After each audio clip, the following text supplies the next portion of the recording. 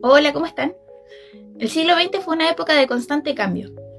Fue una época de mucho avance tecnológico y científico, pero también una época de bastante conflicto bélico, sobre todo tomando en cuenta la Primera, Segunda Guerra Mundial y todos los conflictos que eso trajo. En consecuencia, el ser humano terminó cuestionándose sobre su existencia, sobre su origen, sobre su destino, y en efecto, tuvimos como resultado corrientes literarias como son la ciencia ficción. Si uno se pone a ver algún libro de la época, por ahí por los 50, uno se encuentra como una suerte de ventana desde el pasado hacia la actualidad.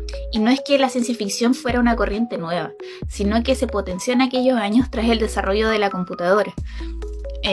Esto desató la imaginación de los autores como Orwell, como Bradbury, como Asimov, como Philip K. Dick, que de alguna forma desarrollaron cada uno en su propio enfoque distintas miradas hacia el futuro. En el caso de Orwell, uno de los libros que más ha causado eco es 1984, donde habla de una sociedad controlada por los medios, donde cada persona tiene su propio televisor y es controlada por ese televisor.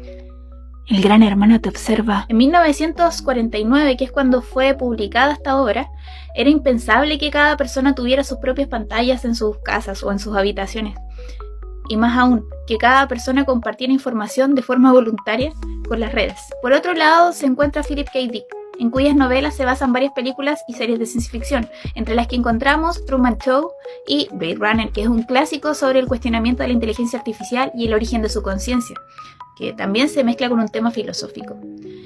En estas obras nos encontramos con una reflexión mucho más profunda sobre la inteligencia artificial y su propio desarrollo, o cómo funciona.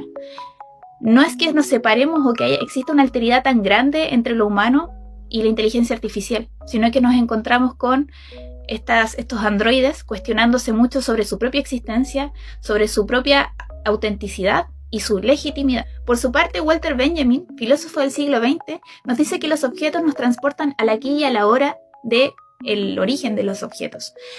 Entonces podríamos decir que estos libros nos dibujan un mapa de las preocupaciones de estos autores, de lo que vivían en esa época y cómo proyectaban que podría ser el futuro.